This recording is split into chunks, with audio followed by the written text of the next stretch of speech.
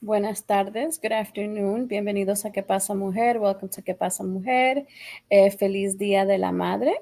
Happy Mother's Day. Estamos celebrando en Estados Unidos porque creo que en otros países empiezan a celebrar o celebran el viernes, que sería mayo 10, el Día de las Madres. But here en los Estados Unidos celebramos, siempre cae en domingo para poder celebrar todo el día y celebrar con nuestra familia, nuestros hijos, las personas que tenemos hijos.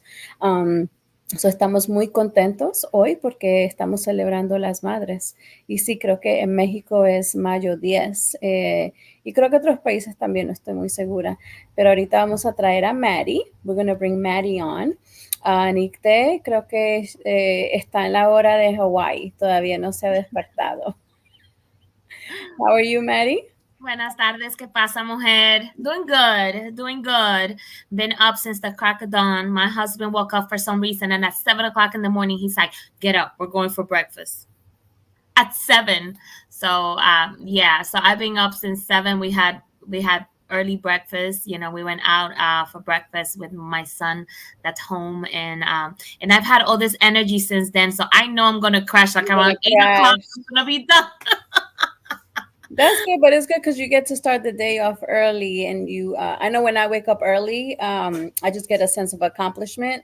So for me, it was the total opposite today because last night we went to the movies and we got home. I don't know what time it was, but we went to bed around 2:30 in the morning, and so today I woke up close to noon, which was amazing. I haven't done that in forever. I think last time I did that, I was a teenager or something. Like I used to literally, my oldest son, he gets up early. It doesn't matter what time he goes to bed. My youngest son, noon, so he gets up for me. But it was cool to sleep in, no Nice. interruptions. Yeah. Te iba a preguntar, dinos un poquito de tu semana. ¿Qué Uh, pasó? ¿Qué pasó bueno? my week. Well, for me, I always celebrate when we survive the week. So yes, yay to surviving the week. Let's see. Oh God, I was thinking about what I was gonna say, and you always everything just kind of blends in. So I guess just a blessing that everybody is okay, everybody it's healthy. Again, made it through another week of work, and just feeling blessed that I'm able to kind of get together with the family and spend the time together and do things together. We're celebrating Mother's Days, and it's tough because my mother is not physically here with me, so that's always hard. You never stop thinking, because usually I'm so used to getting up and making that first phone call of the day and say happy Mother's Day. So it always feels weird, but I'm blessed to have my family, and that we're gonna spend the afternoon together. So I'm really looking forward to that. So thankful for today and for making it to today. Yeah, that's good. Let's see. For me, everything's fine. Everything's just celebrating Mother's Day, and I am blessed enough to have my mother and my grandmother here. My grandmother is 88, and my mom. I'm not allowed to tell her age, in Jovencita. private or public. Mi mamá Um, es jovencita. sí, muy joven. I think she's younger than I am. I'm like, you can't be in your 30s. I'm 46. Because she tries that sometimes. Um, but yeah, just the week has been good. Planning my son's graduation. I think I told you Mm. guys he's graduating from high school and college all at the same time. But his college graduation is first before the high school one. So it's been very nice. He's been getting extra invitations to city council, school board. Um, the local news is doing stories because it's only I think 52 students that are going through the program where they're getting their associates. There's only one school in the city of Hampton that offers that program. Mm. So they're not just getting college credits; they're actually getting a college degree while in high school. So it's a pretty big deal. And when we went to city council this past week, because they were getting highlighted, and everybody was people of color, except for like maybe three people, which I think that was pretty cool, That's very beautiful. amazing. And I think they've been doing this program for about 3 or 4 years, so it's a pretty big deal for people that are in that program. Congratulations. Yeah, so that kind of has been the highlight. Um, and then my youngest is just watching, And because she's, learning. yeah, watching, learning. Yeah, so that's what's happening this week. I wanted to talk to you, Maddie, today, or with our audience in reference to our challenges as women, right? We kind of always tend to talk about the good things, and social media sells the good things, and how we live our best life on social media, but that's not always necessarily the case. Um, so I know for me, if I think back, I think maybe like a big challenge just was going through a divorce, definitely, right? Maybe going through like purchasing my first home, and I think I was 21 or 22 when I first purchased my first home. So even though it's a positive thing, it's still very scary, right? And what do we tap into to kind of make it happen? I know for me, it really has been like a support system, because I can't do it by myself. I know when I purchased my home when I was young, my mom, she said, "You can do it. Like, don't be afraid. If you ever need something, you know that I got your back."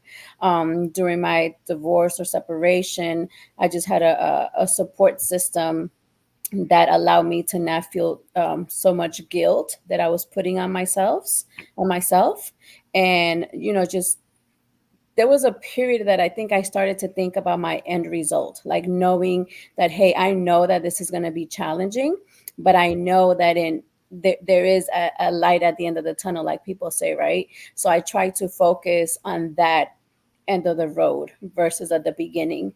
But that only came with maturity and experience, but it wasn't like that so much at the beginning. So I just wanted to hear from you, just as you have evolved, right? Because there's different challenges at different times of our period, our road in life. What are some things that maybe you have noticed in your trajectory towards until today? Oh, definitely. I think for me, the one thing that's always clear is that I am an emotional person. I'm an emotional person, and I wear my feelings on my sleeve. So you can tell I have no poker face. That I feel everything, and sometimes I tend, or at least when I was younger, I tended to make more decisions based on emotions. I did a lot of my decision making based on emotions, and that's not good because when you're emotional, you don't think rationally. So I think as I've gotten older, it's been more, I may react, but I might not make a decision right at that moment. I have learned to kind of, I learn enough to know that if I make a decision at that moment, it's not rational. So yeah, so I think a little bit less emotional and more logical. It's the one thing that I have learned with maturity. I think for me, the biggest obstacle has always been myself. It's like it's always, you go through challenges in life, and life, it evolves. And again, being an emotional being, when it came to, like when I became a mother, like things change, too, because everything was like, how is this affecting me? And how is this affecting me? And what's this gonna do to me? And then it became, if I do this, how is it gonna affect my children? I always think back in my life, and I think that if, if I didn't have my children at those specific times in my life, how different my life would have been, because I know my decisions would have been different. So a huge one for me was, making the decision to move to Virginia. I grew up in New York. I was born in New York. My parents are from Dominican Republic. So I moved to Dominican Republic when I was very little, like 10 months old. Then I lived there until I was a teenager. Came back to the States, and again, went to school in New York, started my family in New York. And then my mom was there, my dad. My mom has 12 siblings, and the majority were out there. So my cousins, my entire family was there. So that was home. And when we made the decision to move to Virginia, it was like, I'm going there where I don't know anybody. The only other person that I know is my husband's sister, and she has, kids of her, little kids of her own. At that time, I had the three kids, and she had three kids of her own, all little. So it was like, like she can't help me if I'm overwhelmed and I need a break. She can't give me a break because she's going through the same thing. So it was very hard. Like moving to Virginia with the kids, as small as they were, was really, really hard. Probably the hardest decision that I've ever made. But I always say, at the end of the day, here we are, fast forward 20 years later, because it's been 20 years this month. It was the best decision that I've ever made for my family, and I don't regret it. So, Yeah, that's pretty amazing. I think about, especially on Mother's Day, and I just kind of think about how my grandmother really struggled moving to Virginia from New York because the lifestyle is completely different, and her being an older person. And even to this day, she misses it, but her actually being there would not be a good fit. It's better for her to be here, with my mom and myself. But it is, changing states, changing countries, changing jobs. It always is so scary, right? Um, Especially when it comes to like Nikte, she has had to move from different places, or kind of make the adjustment. I know that that's challenging, but I think when we're like in our 80s, we're gonna look back and you're gonna be like, oh my God, like that was kind of fun, that we did that. And even in your profession, right, Maddie? Like you've had this job as long as you've been here, I'm assuming? almost, yeah. I've been in the bank 18 years, and I've been in Virginia 20. Yeah, that's pretty cool. So I think that's fun. And then also like the lessons that we're teaching our kids as we do life. I know with my children, like today, uh, my son is 19, the other one is 13. And just to kind of see them evolve, I just always find this so intriguing. I find people intriguing, period. Just the different personalities and how we process things. But I see him, and he has like really matured this past year. And I know he's not going to be 20 till October, and he has much growing up to do, but he really has made an adjustment. Like a couple of weeks, we talked about, how much money he spends eating out. So we kind of went over his Cash App transactions. And I was like, wow, like you made this amount of money and this is all you have left. So like immediately he made the adjustment. Like he went food shopping, bought a whole bunch of vegetables and fruits. And he makes like smoothies in the mornings, a salad in the afternoon, and then just eats whatever, we cook at nighttime. And so he's lost a little bit of weight. Not that he was overweight, but he started to gain a little bit of weight because he stopped working out so much. But he's like, look how much money I have. And it was just nice that he truly like took upon himself to make the adjustment, and now he's seeing the fruit of making the adjustment. So I thought about you actually when he showed me. I was like, this is such a Maddie move right here with the money.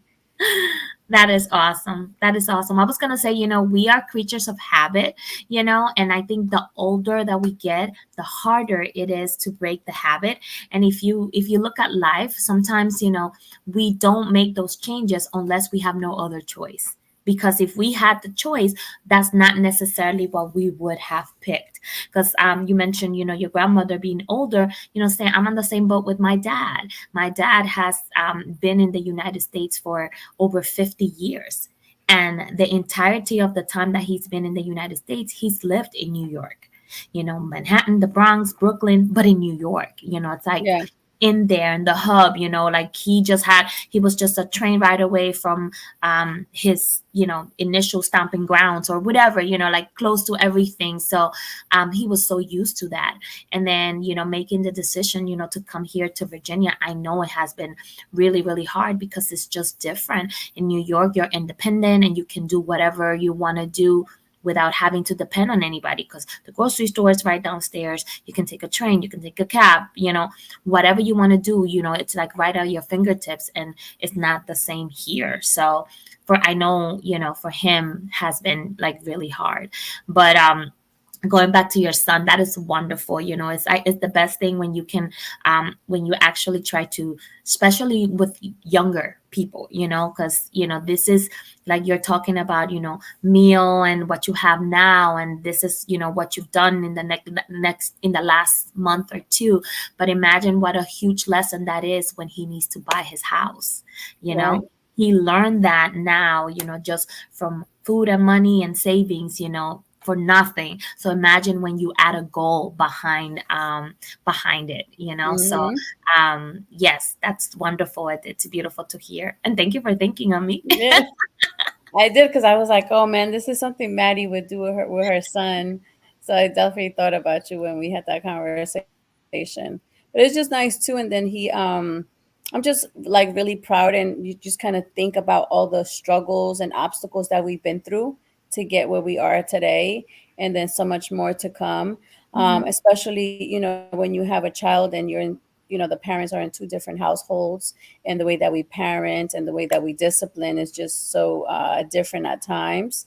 But I know for me, I had to kind of like lean back sometimes and just kind of sit back just because he's a boy, right?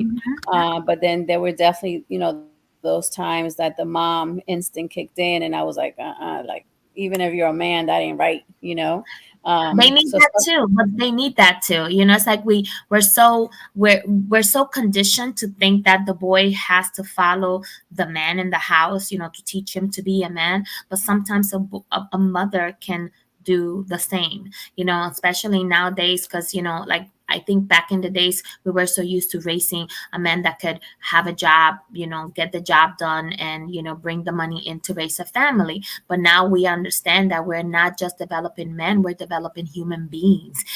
This person needs to learn to exist on its own before they can help somebody else to bring somebody else into the world. So there's so much more.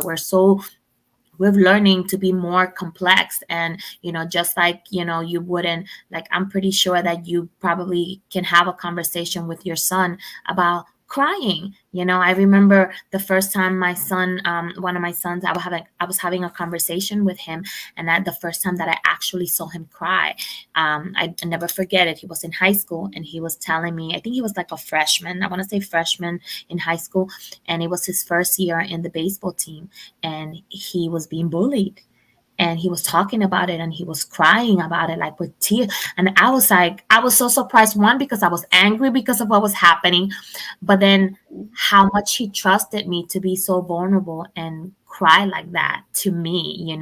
So it was, and then of course it was followed by one of these, mom, don't say anything, I don't want you to do anything, because like, they can see it in you, and he saw how I was growing and growing, and I'm like, and he's like, I don't want you to do anything, but and so yeah, so sometimes they need that. I'm pretty sure that if he would have had that same conversation with his dad, he wouldn't have been crying. He wouldn't let his feelings out like that, and he would have tried to done something else because he was talking to his dad. So if you think about it, our boys need us to teach them as well how to be men. So Yeah, that's true. That is very true. Yeah, because they need both aspects, and a lot of the times we have conversations like that, in reference to how he dates, or we've always talk about like don't be so quick to put a label on a female. Like really get to know her and be friends with her. So I think all of those things, and I know there's the moments that he went through his like rebellious stage. Even in those moments, it was like we still argue for that moment, but he still kind of like comes back. Y se mete debajo del brazo or whatever, and he's like, but he's always been like that. And it makes me think too, like, during my pregnancy, and I think that that's why it's so important for like for women to really educate themselves, and men as well, because even during your pregnancy stage, like all of that affects the type of baby you have. I know sometimes my son, I see him as very sensitive. Like I asked both of my sons today, what's the biggest difference between the two of you? And he said, Joel, which is the younger one, he's more rebellious, right? mm, And so it's like he doesn't care, like he'll whatever he's thinking or feeling, he has like this nonchalant attitude. And Troy, my oldest son, he was like, I'm not like that. And I think a lot of it too has to do with just the beginning stages of his life. because I tended to cry a lot when I was pregnant with him. And so Mm, that's when I started to do puzzles. Just to kind of stay busy and not think about whatever was making me sad. And I think that's why he's like so emotional today, which I think is cool because but he's learned to kind of like he's learned to manage it, if I can say, kind of like what you were saying about your son, like he'll behave this way in front of mom or have these other type of conversation with dad. Like the other day, we had a situation with my youngest son in basketball, and I called my son so he would give my youngest son guidance. And my oldest son was like, okay, he's like, I'll talk to him, but I'll also talk to dad. And I'm like, okay. But his dad listened to him, like they had a nice conversation about it. And I thought that was pretty cool. there you go. There you go. Hmm. Yeah. So I think that's awesome. One thing that I wanted to ask you as well was in the challenges that you've had, like, do you ever see certain characteristics or patterns that are being repeated from you over to your children or your daughter? Like, tendencies or behaviors. And then you're like, oh my God, I want to choke her, but like, that was me. Yeah, always, always. Believe me, always. Sometimes, you don't want to admit it. You don't want to see it. I've always said about especially like my daughter. I've always said she is the worst part of me and the worst part of her dad. Like Mm, literally, she has everything that I hate about me and everything that I hate about my husband in one person, and it is so crazy to see it. And it's like for example, just something simple, like my husband when he was young, like when we first got married, he was so full of himself. Like he would get dressed and he would like look at himself in the mirror and and like I'm like, what? So, and my daughter was the same way when she was, like a teenager. Like she would do the same thing. She will get, and I'm like, really? Like, can we be like a little bit of modesty? Yes, you look beautiful, but you're not all that. Says who? And it was like that type of thing. And I'm like, oh my God. And then of course, she has a very short fuse, and that's again from me. So she will explode and she will say whatever. And there were so many times that we got into arguments, and she will say again, she would explode and just say whatever came to her mind. I think the only difference is that sometimes I would explode, but I wouldn't say everything I was thinking. She had no filter. So that was like one of the hardest things. But yes, I do. I see it in my kids. Of course, behaviors that that things and this in their decision making. Like I said, I think also my daughter is very maybe, and that has to do with being a woman, but she's very passionate and very emotional. So she will make decisions, based on emotions. And then, when she thinks about it, um, it's different. It's like I wish I would have done something different. So I've seen that, a lot. And again, I think that's maybe being a woman, but I feel the being same your way. daughter. I felt, yeah, I felt the same way. So, maybe, you know, but yes, I think, our children are sometimes, a mirror of us. But, at the same time, and I need to say this because one, because it's Mother's Day, and because I'm saying it to you guys, but I'm saying it to myself too. Sometimes, we look at our children, and our children will make decisions, and one, it might not be the decision that you would have made, not the decision that you think they should have made. And sometimes we blame ourselves. We blame ourselves for the decision that our adult children or that our children will make. And then we kind of punish ourselves, because I've done it, and I still do it, but and I'm learning, so I'm not responsible for the decision that my children make. They are their own people, and at some point, in life, we have to learn how to hold ourselves accountable for the decisions that we make. And I've done always the best that I've cooked with my children. Never perfect, because we're not perfect. I don't think children come in with instructions. And we kind of, as parent, we learn along the way. And all we can do is try to be better than the parents that we had. How can we do things better? But that doesn't necessarily mean that we always make the right decisions. So, but at the end of the day, they are their own people. They will make their own decisions. And if it goes bad, it's not our fault. It's not mom's fault. It's not your dad's fault. So don't take it to heart. And that is something that I am learning every day, and that I'm working at every day. Yeah. Yeah, I think our job is to maybe help them think it through, right? To say, okay, so like playing chess, right? So if you decide to go this route or this route or this route, and maybe there's other routes that we don't know of as well. But just, I always tell my kids to just like not rush into the decision, to kind of write things down before they make a final decision, to make sure that these are the positive or these are the negative things. And that has helped my older son, because he's had to make more decisions than my younger one. But that, I like that technique, since I've tried it with him. And I think even with us as adults, it makes the process easier once you see it in black and white as well. Mhm. So that has been beneficial. And then what about the characteristics of your mother or your parents or your siblings? Like, do you see similar things? Like for me, I see things that I might maybe don't favor that my mother does, but then sometimes I catch myself doing the same thing. Did you experience that? And like, how does that make you feel? Oh, all the time. I mean, yes, yes. Like sometimes, it's like you'll do something and you're like, oh my God, I'm turning into my mother. You know, that is something that my mother would have done. Like for example, I remember like growing up cooking. My mom was an amazing cook, and my mom could make a fancy meal out of leftovers. Like, I don't know how she did it. And sometimes she will make up stuff, like it's like she,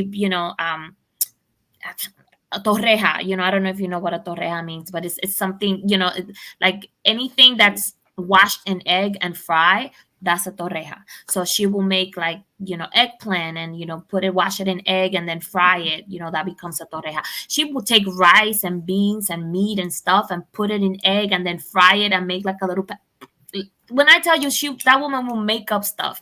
And we like, oh my God, this is so good. um and that was her way, at one point in her life, when she became less mobile, cooking and feeding us became her love language. It was her way of showing us love. She's like, I can't buy you a present, but I can cook you a meal. This is what I can do for you. So I can't go out and get you a Christmas gift, but I will cook you guys an amazing meal. And sometimes I see that, like, I've turned into that. Like today, it's like, okay, it's Mother's Day. I knew my brother-in-law was coming over and that he was gonna cook, and my husband was, they were gonna do their own thing, and they had their menu planned out. But they're coming to my house, so of course, I'm like, okay, then I'll make a dessert, and then I make a couple of things. So of course I made a salad, I made a cheesecake, I made a flan, I made jello, I made some rice. And I'm not supposed to do anything. So Right. it's like, but it's just me. They're coming over, so I want to make sure that we have stuff for everybody. That I hate that when we're eating or when we're at the table and we're like, oh, we're missing this. No, we're not missing anything. We have a little bit of everything, because I Right, right. so, and I definitely get that from my mom. It's like, yes, I've turned into my mom. And then it's always, it's never like my kids. It's funny because my kids always say, we can tell when mom cooks and when dad cooks. Because when dad cooks, you're eating rice and meat. Dad Okay. cooks, so you're eating rice and meat. When mom cooks, you're eating rice, meat with a salad and another side, and maybe something else, maybe a lemonade, and what like there's all these other things around the meal. And that's me, and that I definitely got that from my mom, because that's what she did to us. Just pizza wasn't just pizza. There was Oh pizza and yeah, no. salad, and this and that. Like there was something else. My husband cooks, and he buys a pizza. He buys a pizza. When I buy pizza, there's wings, there's salad, there's this. So Dips, yeah, yeah, yeah, yeah. It's so funny how, not funny, but just interesting how the food brings us so close together. Like my grandmother, anytime I go to my grandmother's house, it's always like something like coffee, a freshly squeezed apple, ginger, juice. Like it's always something. And then she complains because I don't bring the Tupperware back,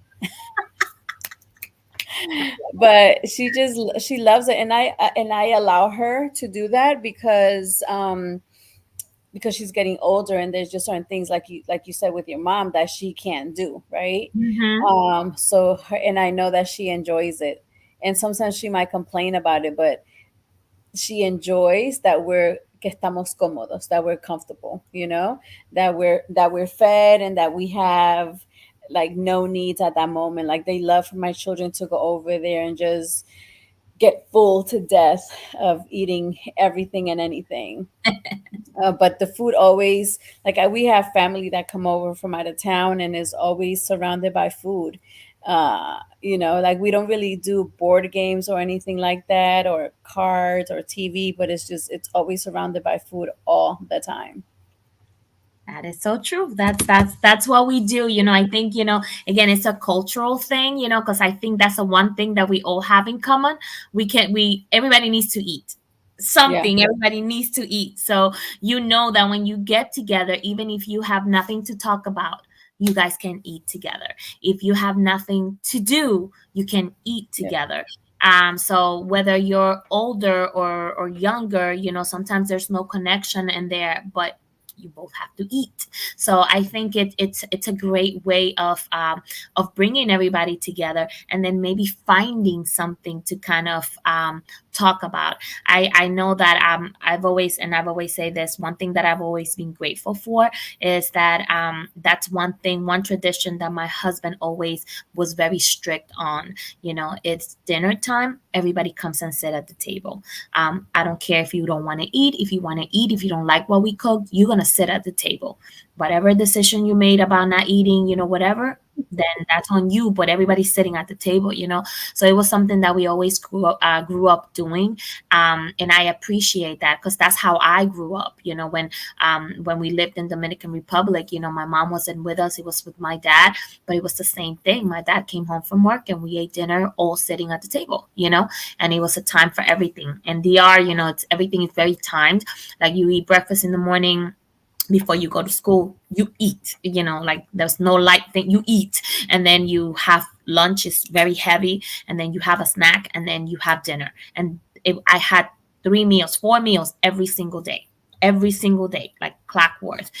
So yeah, so I'm very thankful for at least keeping that tradition of, we sit on the table and we eat together. So I think that's what food does. Mm-hmm. Yeah, there's a movie, I forgot the name of it, but it was this Mexican actor, and he had like three daughters, and his wife had died. And so the movie is about the relationship, of him and his daughters, but it was centered towards his cooking all Mm, the time. And they showed all the, picantes and the sauces, and just how everything was so colorful. The other day I'm watching a series called Killing Ivy, right? And a lot of the acting takes place in Russia. So they showed like this view of like they were about to have dinner as a family, and I'm like, man, that looks so blah. Like compared to our foods, right? Because everything was like cabbage and rice, and these it was like everything was the same color, but with mhm. us, we even the pots are different colors, the drinks are different colors. And I just love that about our culture, because Mhm. it's so diverse. And I Yeah. think it just speaks on us and who we are as individuals. Like Mhm. even you and I are, we may have some similarities, but we're different.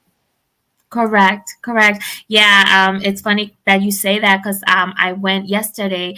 Um, I had a client that I met through the bank, probably 5 years ago. And, she's an older lady. She doesn't have any family here in the US. And, she was married to a Puerto Rican gentleman. And again, I met her in the bank, and, we became, acquaintances. And then when she would travel, she would go to Colombia for a couple of months.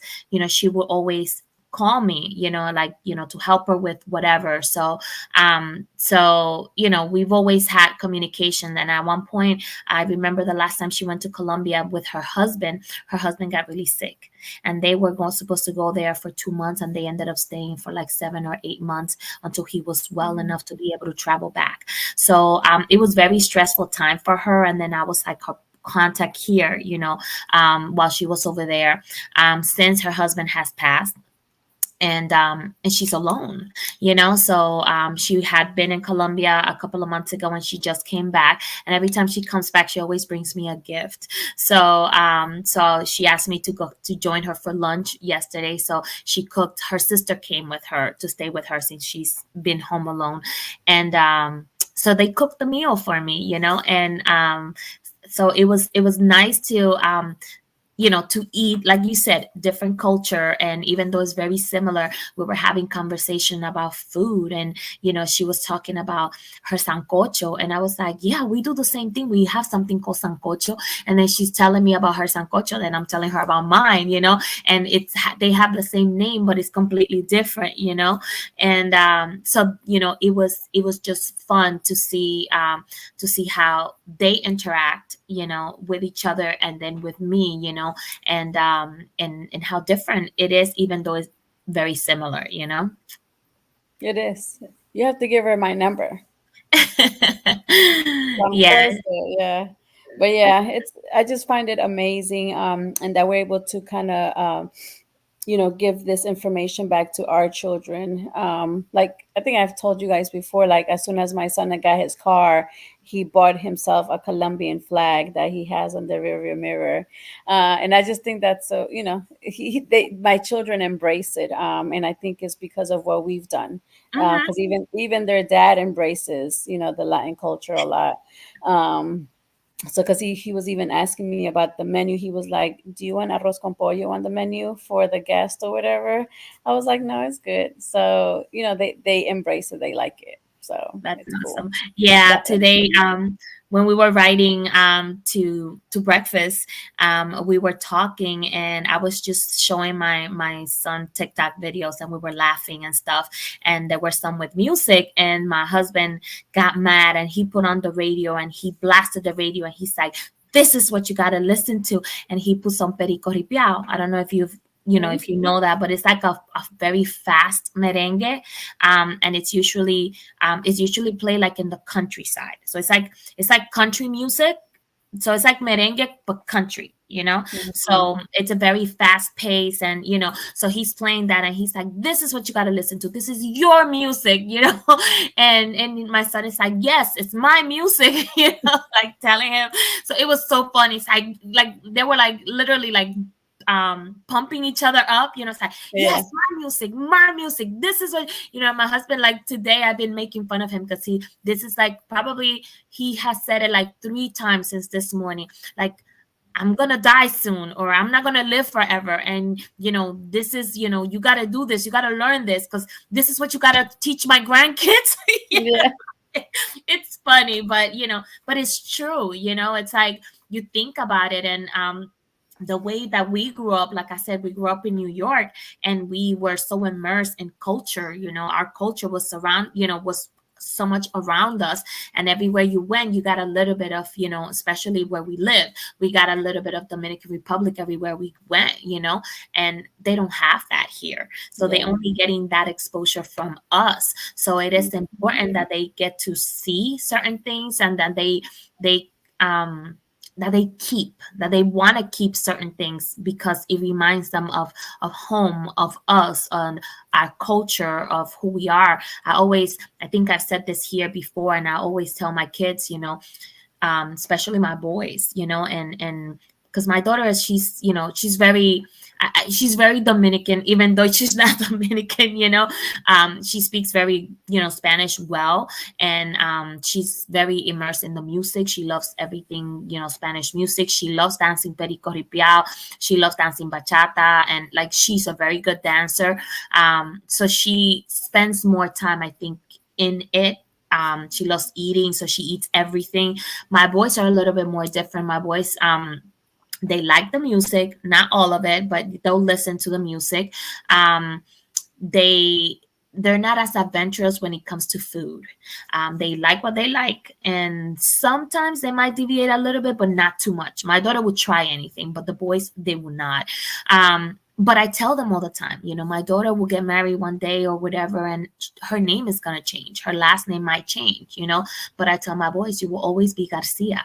That's always going to be your name. So there's going to be weight that comes with that last name. There's going to be culture. There's so much that comes with that. So what can we pass on that you can always relate to that? So, I think that for me, that's always important. When my boys started taking foreign language, I always, again, it's great if you can learn French and German and whatever, but I was like, no, we're taking Spanish.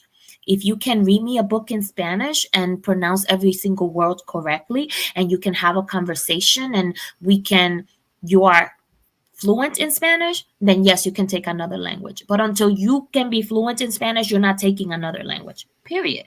Because to me, that it's important that they're able to communicate, and then hopefully my grandkids, and they're great. They want to speak Spanish because that's part of who we are. So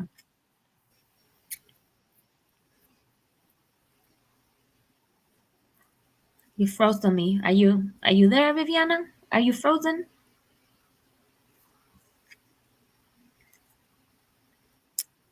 I think Viviana's frozen for us. Yeah, it's very important.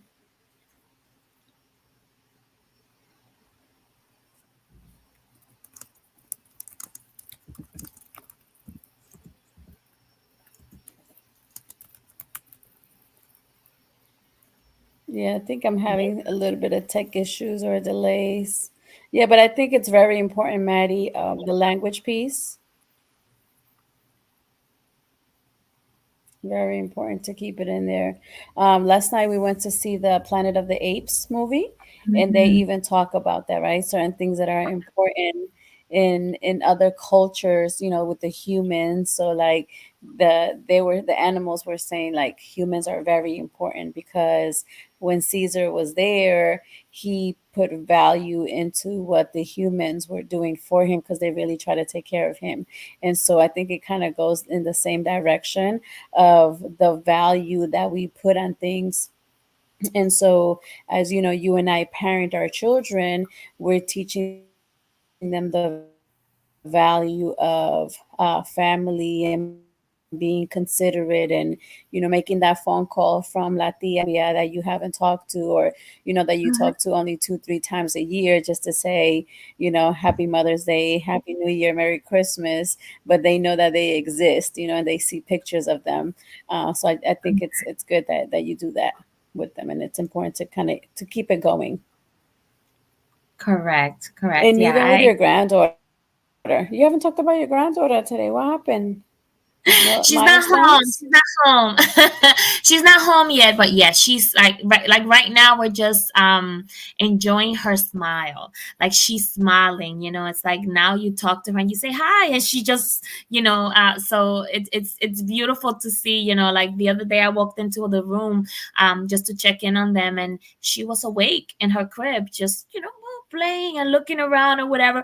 And I didn't want to make too much, of it, because I didn't my daughter was sleeping, so I didn't want her to kind of start crying or whatever. So I just went in there, and I'm like looking at her, and I'm like and making faces, and all of a sudden she just started grinning, and I'm like, oh my god. So of course I, whipped out the camera, and I'm like, pictures. This is me getting ready to go to work. But no, I had to like stop and, do a whole photo session before I went to work, but so yeah, so I think, we're just enjoying that. Oh, and a Yeah, cool I'm thing. telling you, kids today. I have a friend that has like a 6 month old.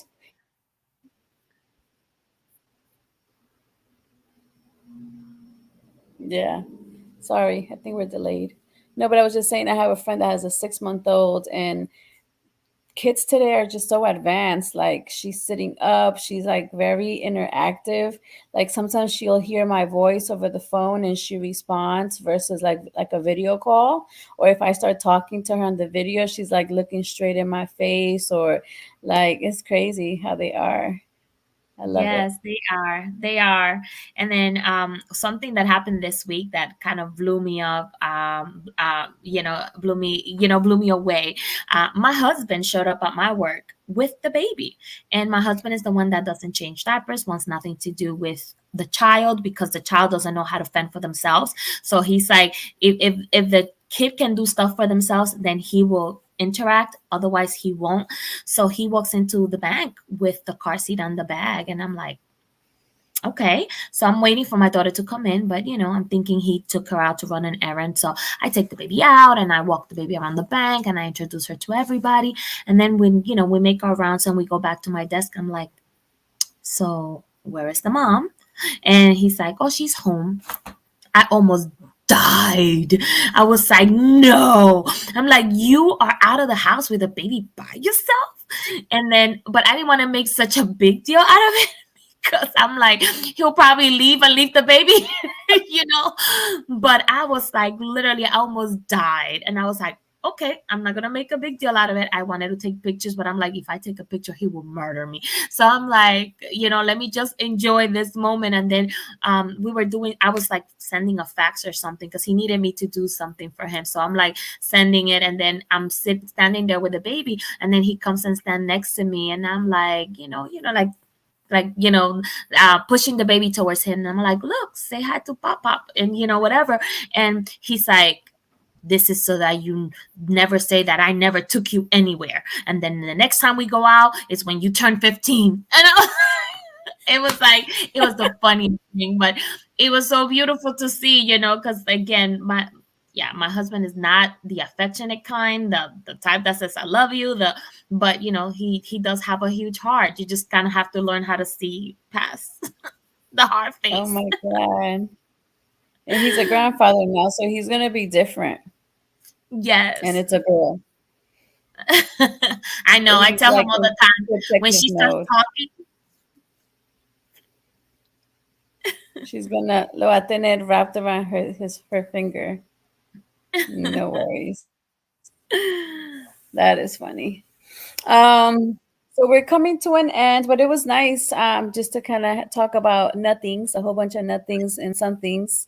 But I just think that we always have this platform where we could just share our thoughts, teach people about our culture, and how different we are, but how similar we are. And so and again, of course, I have to tell you guys that we contribute $3.2 trillion to the economy of the United States. And so I just think that just the overall presence and the value that we give to this country and other countries as well is just crucial.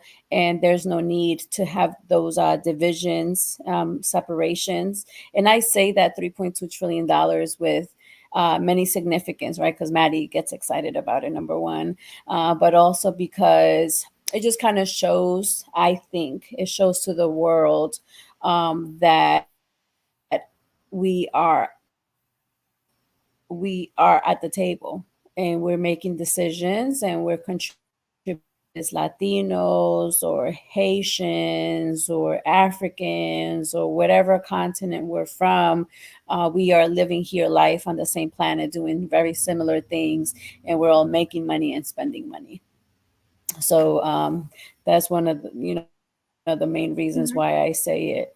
So I just hope that you have an amazing week, Maddie. But before we get into the of the day, So I first I want to I'm say ready that for the goosebumps.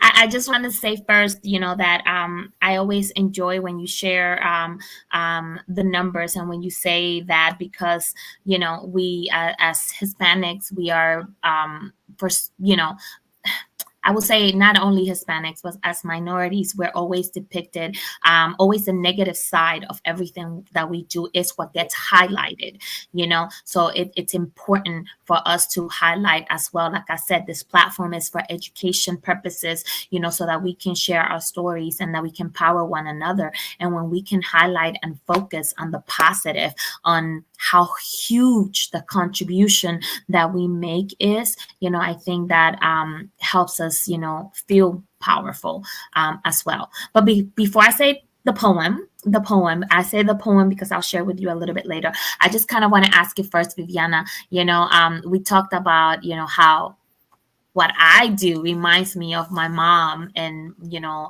maybe my family. But what about you? Because I know your mom's still alive and your grandma as well, and you spend a lot of time together. Do you do things, you know, sometimes that you're like, that's mom? So it has to be brought to my attention a lot of the times because I don't see it right away. But yeah, I do. We look a lot. We look alike a lot. Number one, and I think my mannerisms are very similar to her. Sometimes for whatever the reason, I tend to focus on the differences that we have. But like my fiance brings it to my attention all the time. What we have, because I'll say something like, "Oh, mom, can you believe my mom just said this?" And then he'll say, "Well, you do similar things." I'm like, "What? Like, what are you talking about?" But yeah, because like I'm her only child, and I've been with her my entire life. And I think maybe sometimes because we're so similar, we kind of like clash sometimes. And then my grandmother, I just see her as this like sensitive queen that should be on an altar. So like if they get into it, I'm always going to defend my grandmother. So it's I don't know why. It's just that's just what I do. I just see her as this like uh person that has been on earth for 88 years, just struggling, living life, enjoying life, traveling. And I just think that we should put her on like this little pedestal. I love that. I love that. Thank you for sharing that with us.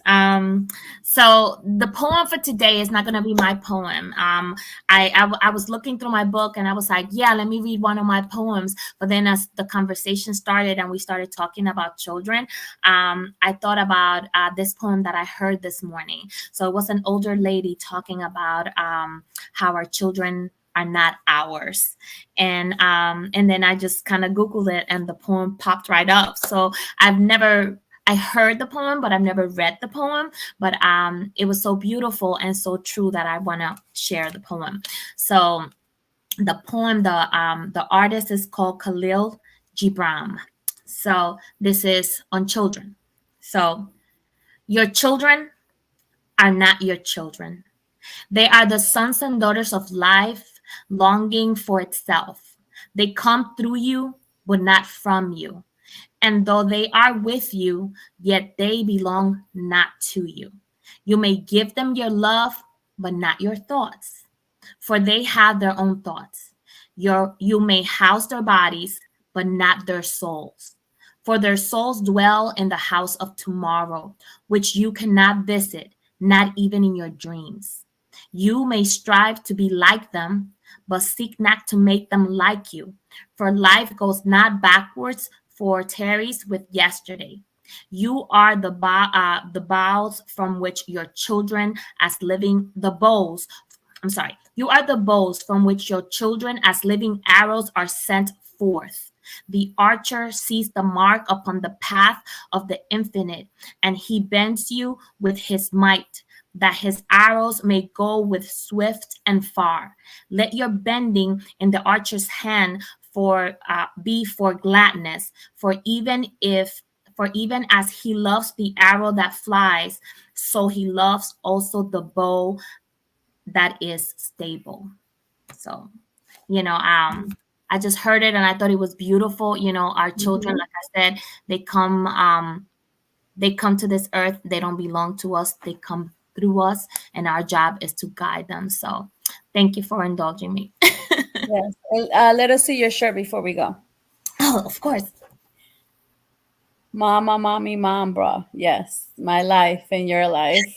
Yes, when you're a boy mom, you always end up being bro at some time, at some point. Yes, story of my life. Well, thank you, Maddie, for that great poem. And just all the poems that you ever read, even when you're not here, Mark finds us a poem from you. So we expect you to be here for the rest of your life to do your poems. As you work on your other projects and your other books. So we look forward to the future poems that you'll have for us. But I hope you guys have an amazing week. I want to say hello to Mother's Day to everybody that's a mother that's watching us, especially Marlene Morales and Valentina Rojas. She said Happy Mother's Day. So we want to make sure that you guys have an amazing week, and tell everyone to celebrate Mother's Day every day, not just today. Thank you so much for everything that you do.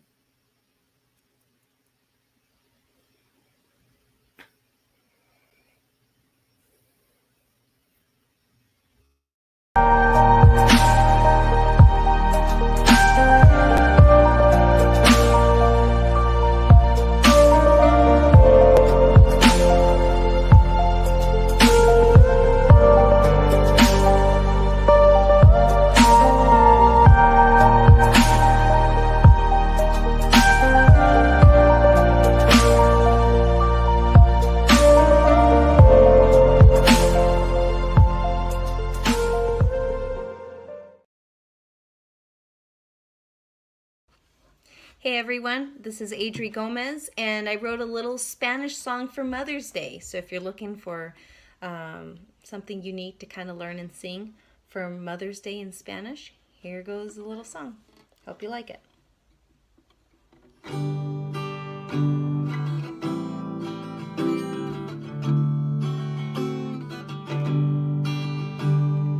Cuánto te quiero, mamá.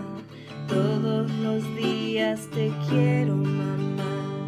Este es tu día, te quiero, mamá. Te quiero, madrecita.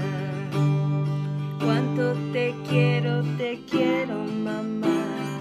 Todos los días te quiero, mamá. Este es tu día, te quiero, mamá. Feliz Día de las Madres. See you later.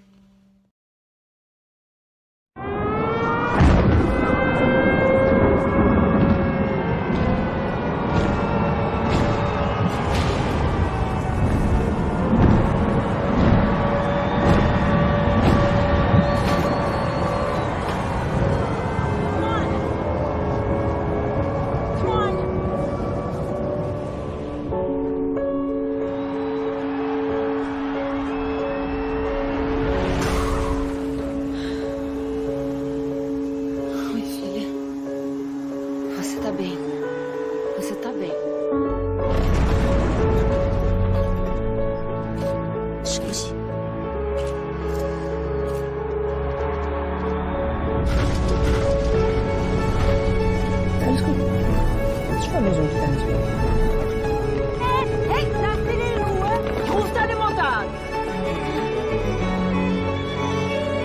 E aí, gatinha? Tu tá indo pra onde? Tu tá indo pra onde? 大赛马上要临近了，无声的热烈。儿子，你行的啊，你可以的，孩子。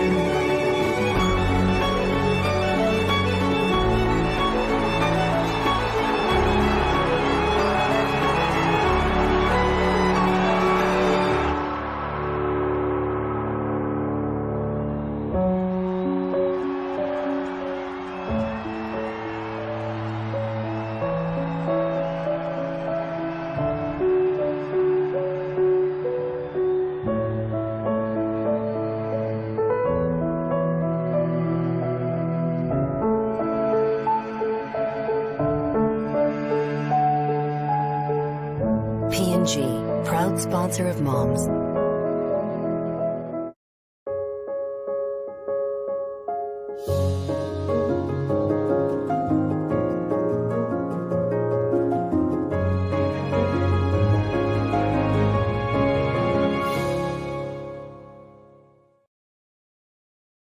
Acompáñanos para una comida de Meals on Wheels en el Centro Comunitario Washington Fruit en Miller Park. Me encanta venir, la comida es rica, me siento como en casa. Yo no tengo que cocinar y disfruto del ambiente aquí. Ven a comer con nosotros al Centro Comunitario Washington Fruit. Es algo más que solo una comida. People for People, trabajando juntos, cambiando vidas.